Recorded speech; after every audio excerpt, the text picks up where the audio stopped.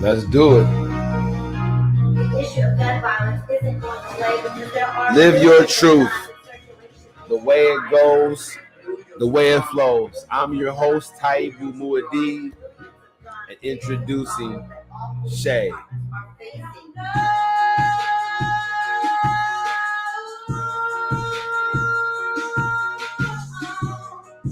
Yeah. It's cold in the streets.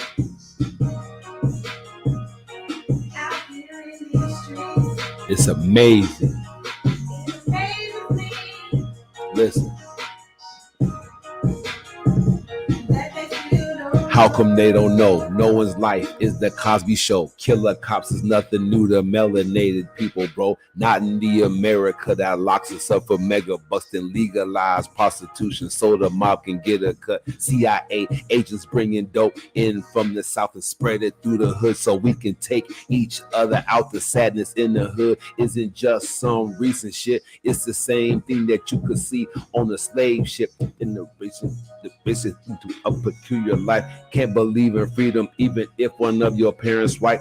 I'ma do it right because I'm conscious and I know the way. I got roots in Africa. Pittsburgh was my birthing place. International businessman from inmate from 5208. African Messiah, dog. Someone had to save the day. All you want is metaphors about the clubs and freaky whores, stacking up some paper fashion cars and some foreign tours. Don't you know it's where they come and after you with all they got? It starts out with Congress shit. Them the folks that scheme and plot. Once they pass the law, it's on. You and I to know what's up. And since we don't, that's how come the jails are jam-packed with us. I got my fist raised. Unity is in my heart no matter who you are. Come and live your truth. That's how it starts. Yeah, that's how it starts. Taibu Muad'Dib trying to get this anthem together for y'all. Dropping some bars, it's just hard to really do it if I don't practice. I got to practice that so I can get that out there to you. Shay's been practicing. That's why her voice sounds magical. It's Live Your Truth, man, the podcast where everybody gets to share their side of the story. Just want to bring y'all back to what we talked about last night. Last night, we were dealing with some real issues, talking about things that really matter, right? Making mistakes and then rebuilding after the fall. If it doesn't take you out, then it shouldn't stop you from rebuilding, right? When it's over, it's over. If it's not, you can still play a part in something spectacular. Take it from me, Taibu Muad'Dib. I have done it. I will let you know it can be done. If you did not know, this show is 1 year old. 1 year old.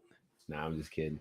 I morphed out of You're a Mess into Live Your Truth so I could broaden the topic base and hopefully my viewership. All right. When you hear that sound, definitely write it down. Tonight, without any further ado, we're going to jump right into tonight's topic. If we talk about how relationships and the things that our young people see at home affect the way that they grow up, what about what they're seeing on TV? The invent of the internet and thus TV on the phone does not preclude us from not viewing mainstream TV. So mainstream TV actually is still influencing us greatly, right?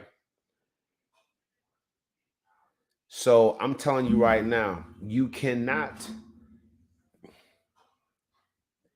fail to realize how mainstream TV and the big screen, right, Hollywood, still affects the way we view each other.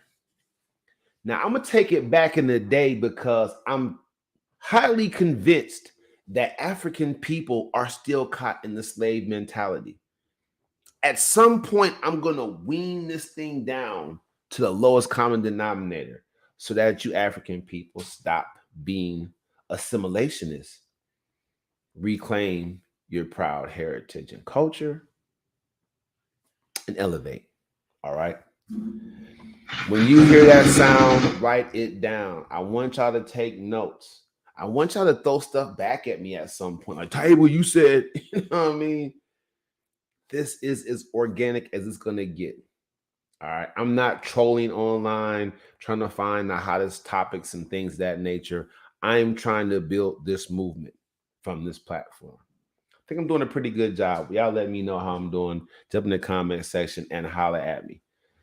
If you want to join the panel discussion, man, go ahead and jump off in there. Let me know what you think. We'll bring you on screen and get you good. I usually hit up a lot of my friends on Facebook first. Then I get a couple of people on Instagram in here. They jump in there and mess with me when I go live. Just trying to really stimulate this conversation around how TV is still influencing so many of us, right? And if you don't realize, how important it is for us to be on guard so that, like, put like this. If you have a quote unquote European friend, right? And y'all be kicking it. But you thinking like, I wonder if this European buddy of mine has ever said the N-word in their mind around me or not around me or just out loud. Like if they really feel that way and they're just kicking with me because I'm cool. If you ever wonder that, ask them. Say, hey, Billy, yeah. When we're not actually hanging together or like, before we actually met, if there was a person that said a joke that stereotyped African people, did you laugh? Throw it out there to them. And a lot of them probably be like, well, what do you mean? Break it down for them. Well, if one of your buddies was like, look at those monkeys over there, and you look and you see people that look like me, did you shut it down? Did you stick up for us? You have to ask these kind of questions. I mean, you have to ask these kind of questions. You really do. I mean, just to see how they're going to react, if nothing else. Ask these kind of questions. What I'm saying about cultural bias and stereotypes on our TV screens is stuff will flash across our eyes and it'll be totally bogus stereotypes. And we'll just be, vibing along with it, not knowing that it's imprinting in us to think that way.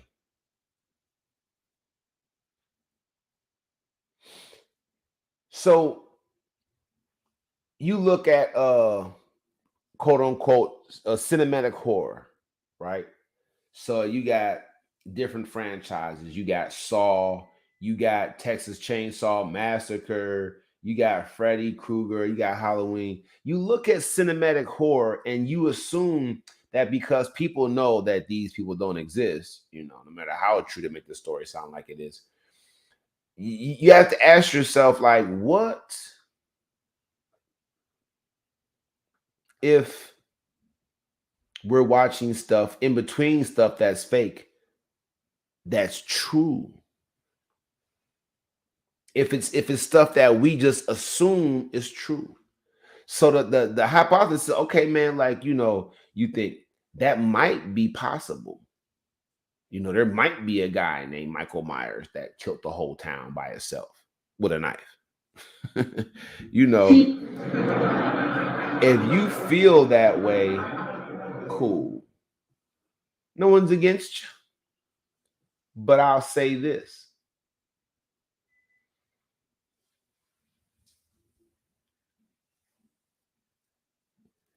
Somebody has to program that script. Somebody has to write that set. Somebody has to be what's called like the the operations manager. Somebody has to direct where the curriculum's going, what you're seeing.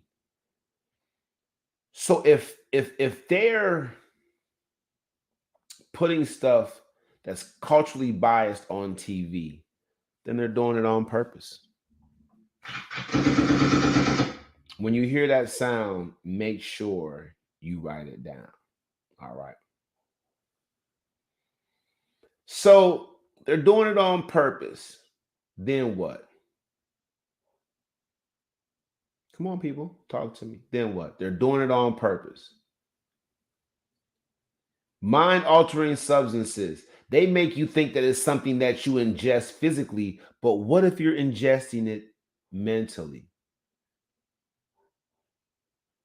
I use the human brain to promote this show a couple minutes ago, but still, it's appropriate.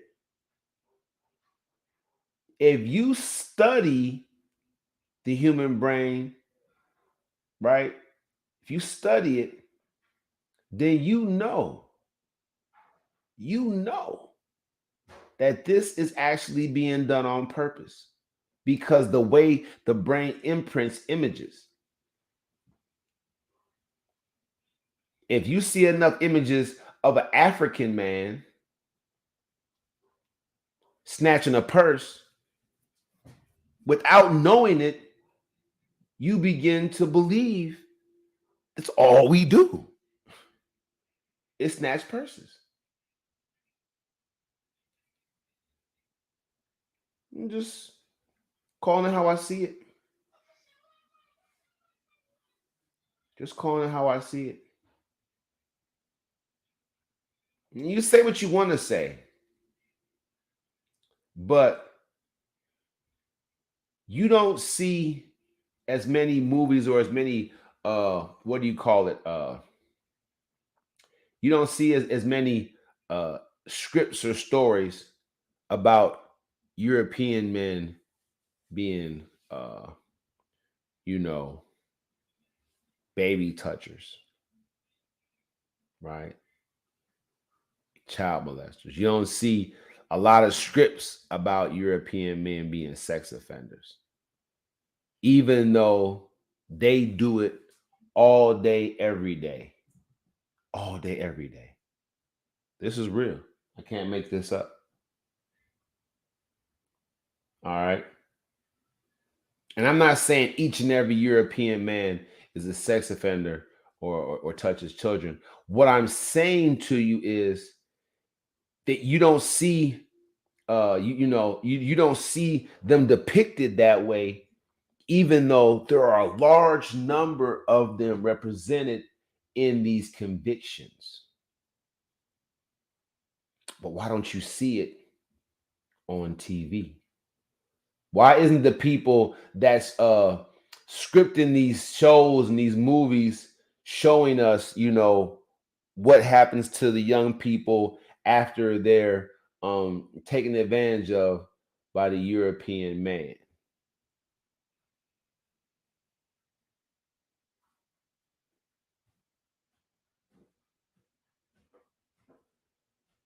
Just trying to shoot it to y'all straight.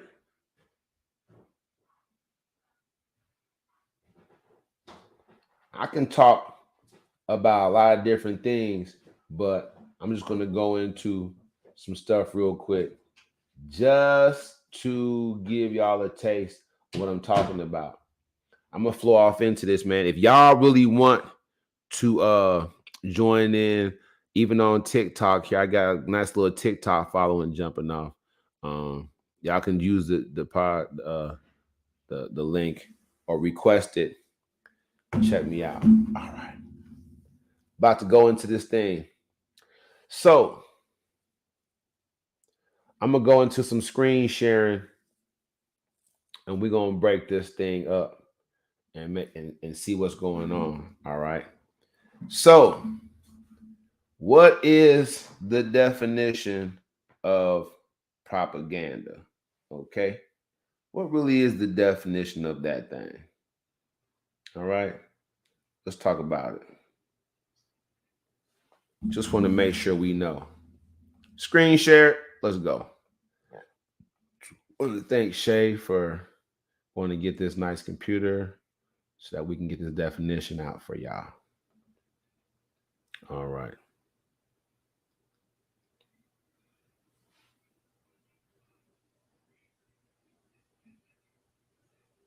Okay.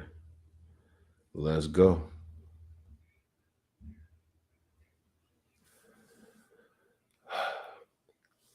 The word propaganda. Okay. Information, especially of a biased or misleading nature, used to promote or publicize a particular political cause or point of view.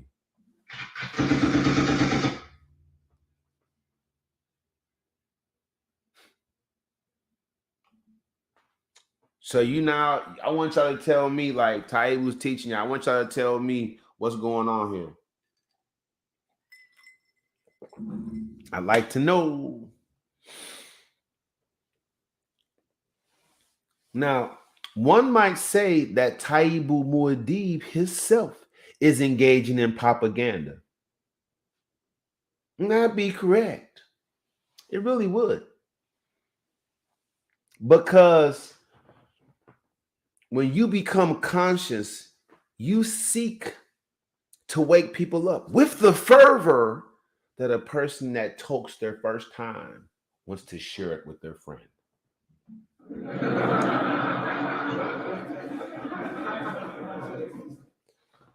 Well, for real, people. Propaganda. Let's look at this. Information. No matter how entertaining a movie or a TV show might be, it's still information being passed into your brain, especially of a biased or misleading nature. Okay, let's stop that screen share. Let's go. I'm gonna do something different with this joint right here. Bam. Let me hook y'all up. I'm gonna do something different. Now I'm gonna go to all the way back in the day. Because y'all have to get this. Y'all have to get this. I have to knock this home. I promise to teach y'all. That's what my name means. Muad'Dib actually does mean educator in Arabic. So I have to teach y'all something. All right. Blackface, the birth of an American stereotype.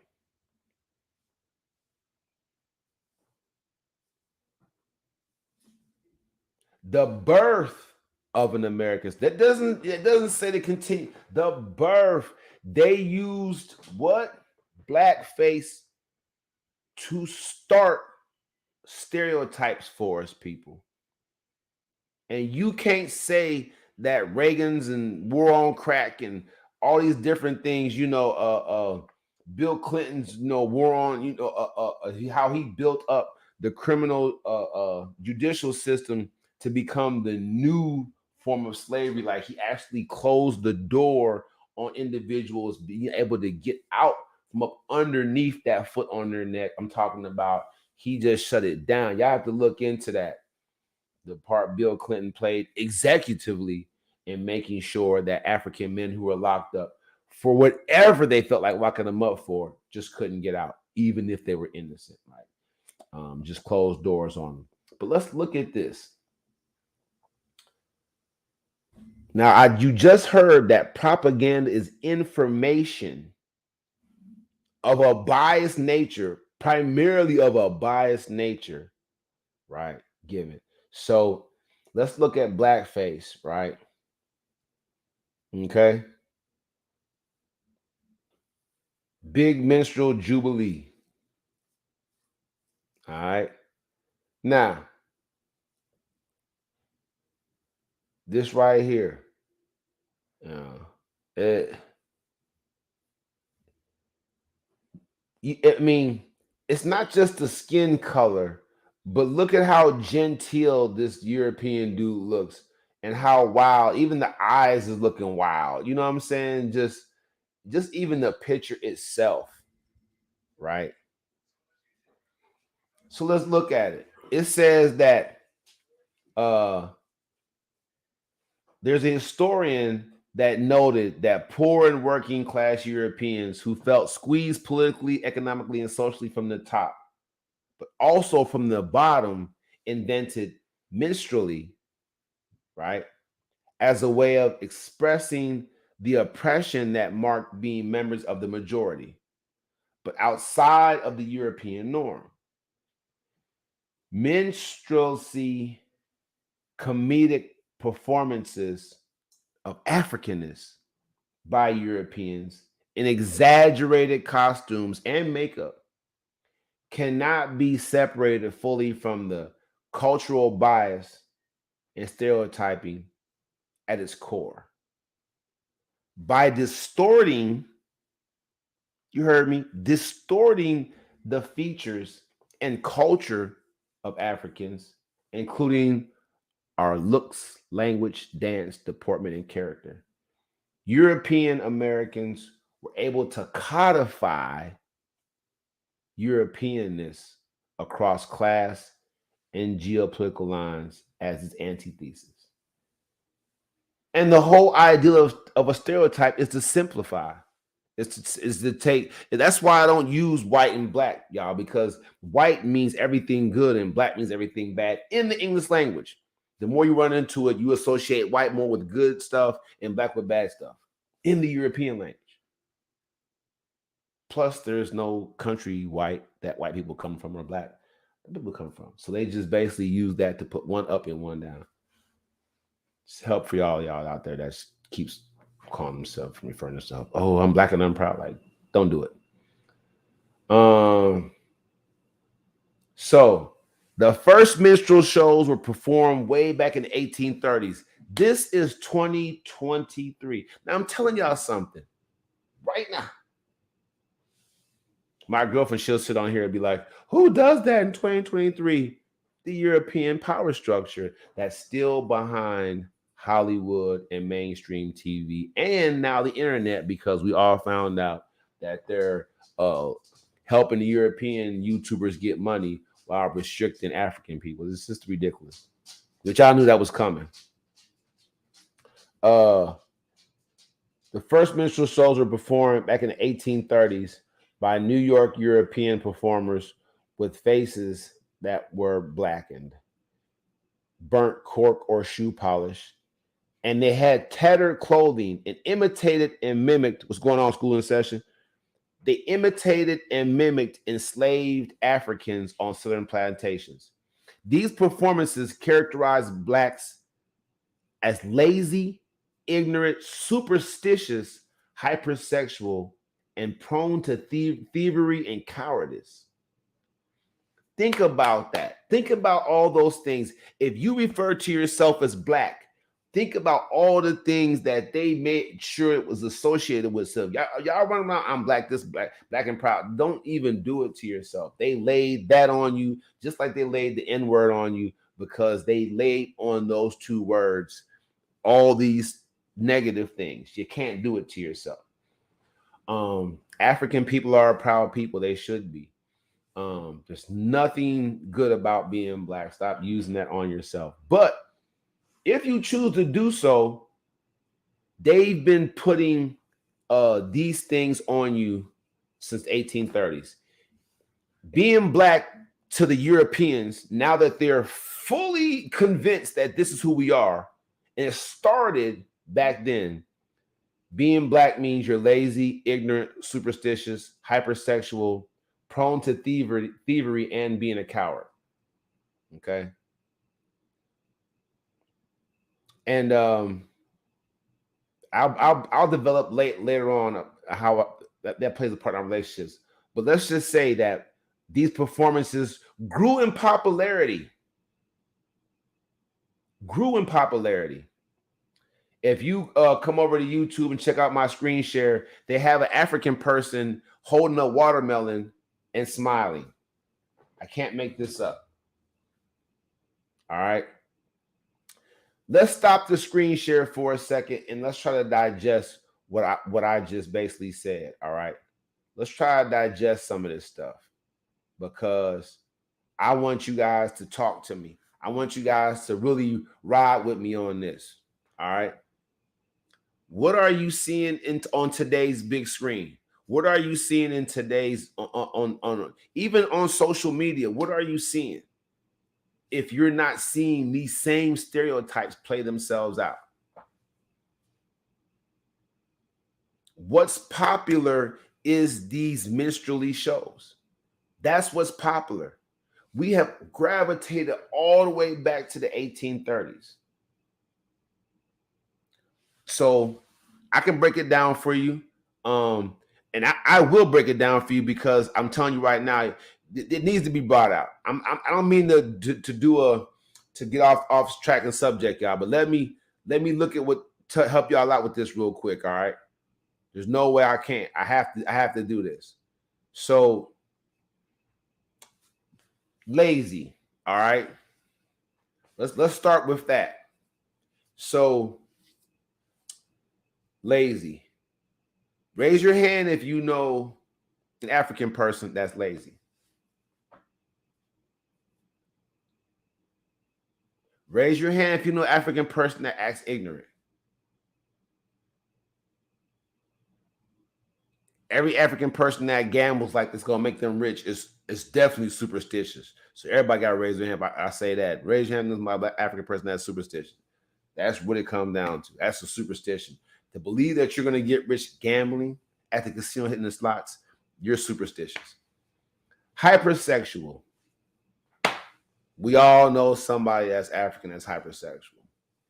Prone to thievery. I can point the thumb at myself. Stealing was my thing back in the day. Cowardice. The African community is besought with cowardice because men aren't handling their responsibilities to the African woman or the African children. So I've run through all of them. I'm not saying that there aren't Europeans like that, but I'm saying that each of these things are killing the African community.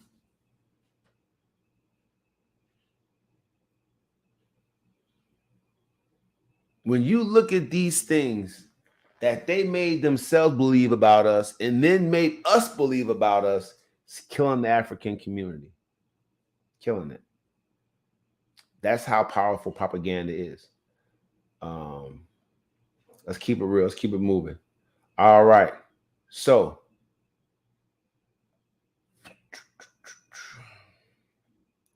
let's talk about how these things affect our young people.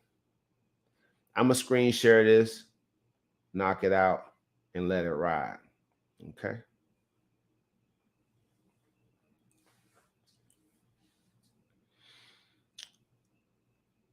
What's the impact of reality TV on our youth? Now, what I did was I just typed in popular TV ruins minds of youth.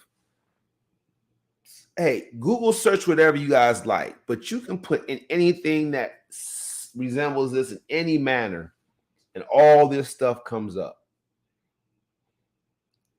All this stuff comes up. Right? I found it interesting. I found it interesting when I hit these. It says reality shows have a negative impact on our children in more ways than one. These shows focus on bullying, aggressive behavior, and unhealthy competition. These shows focus on people doing too much. Okay? And so it says kids often tend to confuse reality TV with the real world. Now, why, everybody, would American movie producers and TV producers, why would they put information out there and make it accessible to young people? And the content contains bullying. And when bullying is such a big deal in this country that it can cause some young people to commit suicide. Why would they do stuff like that?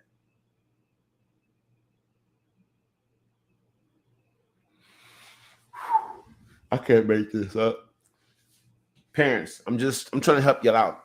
Y'all got young people. Trying to help y'all out. 4 negative ways television influences children. Too much TV watching can take away from time from reading, studying, learning activities, play, and exercise. It doesn't say anything about what cultural bias. I'm gonna let y'all just dig into that. They don't want to talk about how it's influencing their young people to believe they're better than our young people at birth. But it's happening.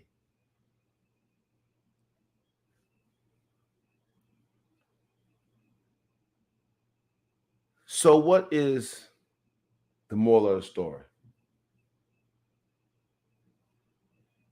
Television, cell phone images, all these things are mind altering substances.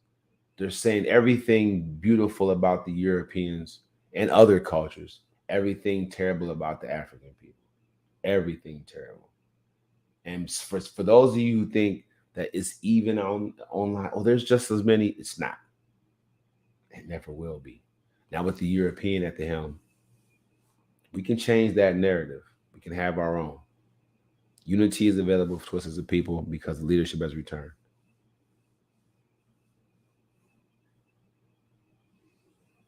Now we can blow this up a little bit more later. I just want to get that out there. I apologize for taking a couple of days off without letting y'all know. I just had to get things straight at home, but things are good now. Thank you very much. At home and at work, actually, got promoted. So look out for this ad. Join the online coaching program at patreon.com/Coach Taibu. I'm not going to hold you guys. Thank you. And remember, guard what comes into your eye, what comes across your eyes, because television and images is definitely a mind altering substance. That's the show.